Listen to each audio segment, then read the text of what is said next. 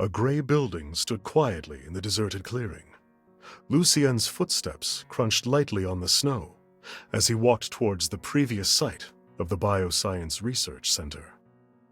The moonlight was as pale as the snow. He pushed open the shabby gate and walked straight through. Once inside, he heard a small creak and saw Artemis, who was standing in the middle of the hall. You're here. Lucien nodded, walked slowly to the window lattice, and gazed at the snowfield outside the window. The cold moonlight shone in on him, which made him look terribly cold, with no trace of warmth. Artemis was the first to break the silence. The previous press conference was still too risky. Lucien didn't answer. He stood motionless in front of the window. Seemingly used to his indifference, Artemis took a few steps forward and tried another approach. What should we do next? I heard that many people are already... I know. Lucien interrupted her, his voice like a piercing cold wind. We only need to focus on what matters. Okay. I see. After a moment's thought, Artemis agreed. The dilapidated building was silent again. Passing clouds blocked the only moonlight, and even snow appeared blurry against the dark night.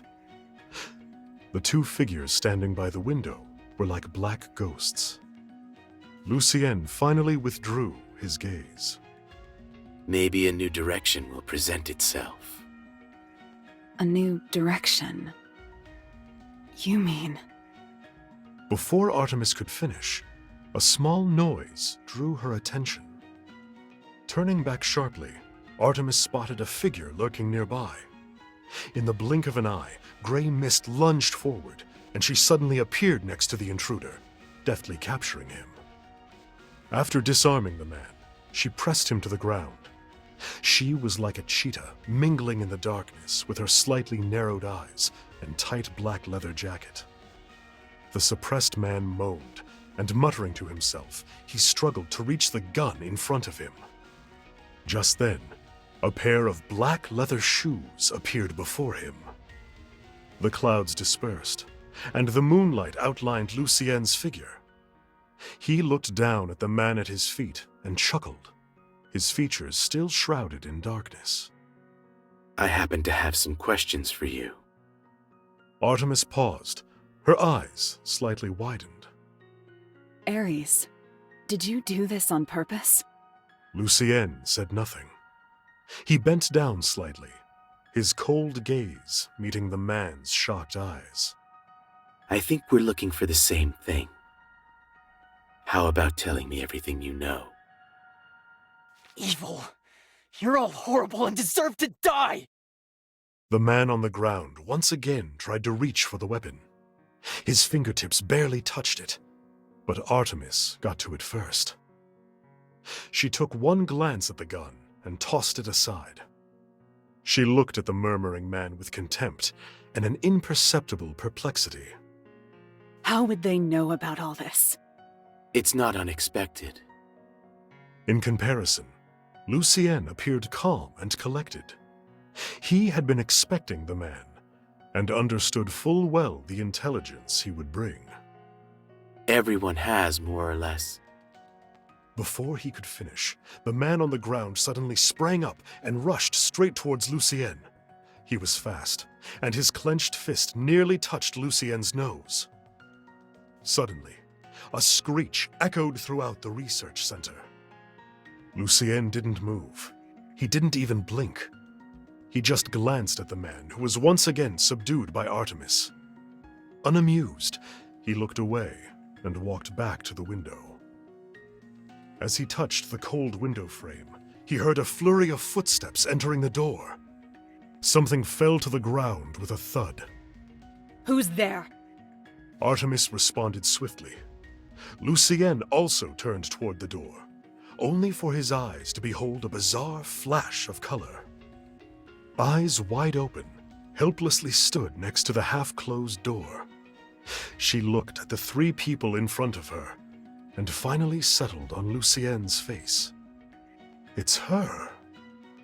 A moan broke the brief silence, interrupting Lucien's bewilderment. Artemis stunned the man pressed to the ground, then turned her attention to the girl by the door. Gray mist suddenly emerged from nowhere and pounced on the girl like a net. Stop. There was an unexpected urgency in his cold voice. Artemis immediately stopped, and the gray mist that was about to engulf the girl vanished. The girl appeared to be terrified, almost collapsing on the doorpost behind her. She looked up frantically, her nervous eyes still fixed on Lucien. Lucien didn't look at her, and coldly said, I'll handle it. As snow continued to fall, the pure white snowflakes and the pitch-black night formed a sharp contrast. Lucien approached the girl. Half of his figure fell into darkness, and the other half reflected the bright snow. You know more than I would have guessed. Although he was smiling, there was a cold ruthlessness in his eyes that was undisguisable. Since the last time we've met, I realized that. What makes you sure that I won't hurt you? Lucien drew very close to the girl, but there was no warmth and no ambiguity in his intention. Lucien's palm enveloped the girl's neck, and he could feel her tremble slightly. She appeared flustered as he tightened his grasp around her slender neck. Tears welled up in her eyes, and she gasped for air as she struggled. Lucien watched as a teardrop slid down her wrinkled nose, her trembling lips, all the way to her slightly raised chin. Her pale fingers wrapped around the back of his hand, quivering like butterfly wings. Is it not enough? As the teardrop streaked down her face, Lucien lowered his eyes and strangled the girl even harder. Finally, the girl closed her eyes, and the surrounding air subtly changed. Transparent ripples spread outwards, emitting a golden light. Lucien released his grasp. The girl staggered and took a few steps back, wheezing and coughing.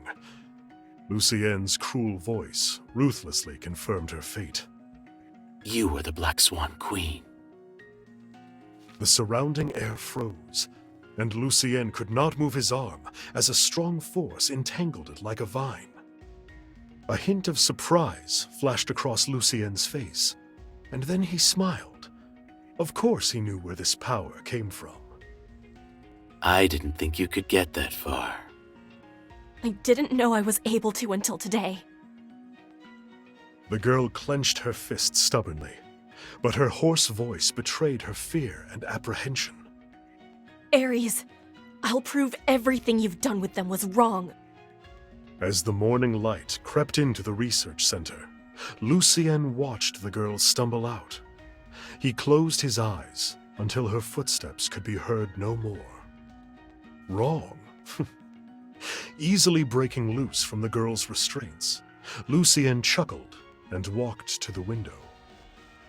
The fiery red figure drifted away in the daylight, and he suddenly remembered the first time he met the girl.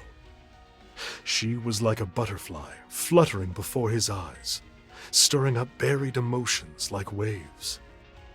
Because of her sudden appearance, Lucien began to re-examine certain matters, including information related to the research center, Black Swan's plans, and the existence of the Queen. 17 years ago, leaked data from Ultima Bioresearch revealed that a carrier of a special gene participated in a research experiment. Within the Black Swan Collective, the girl with the special gene was known as the Queen. Finding the Queen was equivalent to discovering the key to evolution, and the mere idea of it drove those sharing the same goal to the brink of insanity. However, soon after, Ultima Bioresearch unexpectedly announced that these so-called leakages were maliciously forged. Although no one could tell whether the rumors were true or false, the search for the Queen never ceased. 17 years had passed since then, yet no one had found any trace of the Queen. Her existence was gradually regarded as a myth, and Black Swan had also begun to look into new plans for evolution. As one of the most important participants of the new plan, Lucien clearly understood what the Queen's appearance meant.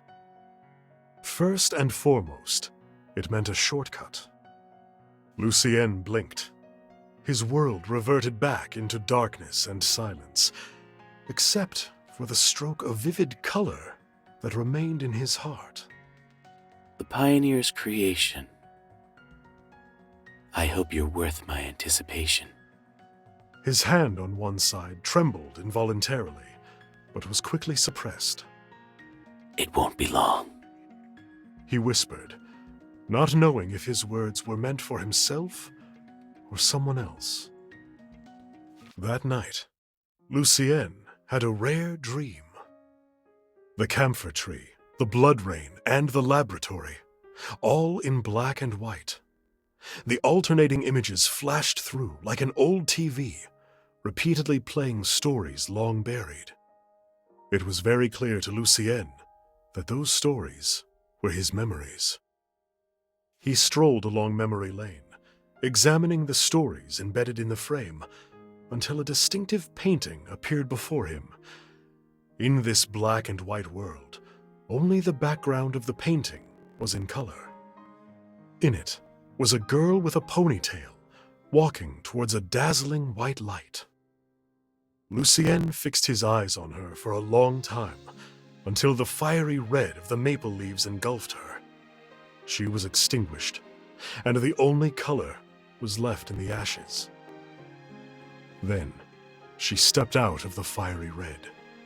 The beautiful colors on her faded, and were crushed into powder that scattered into the wind, transforming into the faint scent of gardenia. Following the fragrance, Lucien walked into the painting. The painting collapsed the moment he stepped into it. The girl looked up and ran in the opposite direction. Who is that? Is that her? Lucien tried hard to remember, but his mind was foggy. He knew that he had never seen this person before, yet the figure was so intimately familiar. His heartbeat became a bit abnormal. He lowered his eyes and wanted to turn away, but the world suddenly twisted and changed right in front of him. Old memories flashed across his mind, and bitterness began to spread to the tip of his tongue. After some time, Lucien finally felt that he had regained his consciousness. He opened his eyes and found that the ceiling had become much higher, and the complicated picture frame appeared even larger. He was shocked to find that he had gone back to his childhood. The scarf around his neck was bright red, like the figure that slowly disappeared into the firelight. He couldn't help but reach out to that figure.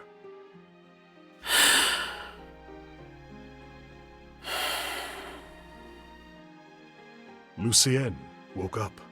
There was a low gasp in the dark room, and he raised his hands to cover his eyes. The dark space seemed to have no boundaries, and only the faint twinkling of starlight dotted the darkness. Lucien looked at the girl lying quietly in front of him. Light and shadow fell on her eyelashes, then scattered elsewhere. The thick darkness enveloped the room. The stifling atmosphere even affected the girl's dream, and her breathing became a bit heavy and sporadic. She seemed to be resisting something. Her lips moved slightly, and her clenched fists waved around unconsciously. Slightly squinting, Lucien moved closer, and he finally saw what was in the girl's hand. It was a small, black, pyramid-shaped box. The girl grasped it tightly, and it took Lucien some effort to loosen her grip. Under the faint light, he carefully examined the black box, then squeezed it tightly in his hand. At last! A murmur interrupted Lucien's thoughts, and he looked over at the girl. Her brows were furrowed, and she was trembling uncontrollably. She seemed to have fallen into a deeper nightmare. Shivering, she was like a falling autumn leaf. He suddenly remembered the previous dream. At the end of the scene in the painting, the distant figure turned back, and his wide-eyed young self allowed the girl to flutter into his world. Lucien reached out, and for a moment he wanted to calm the girl of her fear and agitation. But in the end, he lightly touched her brow and quickly withdrew his hand. However, as if she had felt the brief warmth of his touch, the girl's eyelashes fluttered, and she finally stopped frowning. He tightened his grasp on the black box. Tracing the girl's features with his eyes, Lucien thought to himself, perhaps the long-awaited outcome may come sooner than expected. It can finally begin.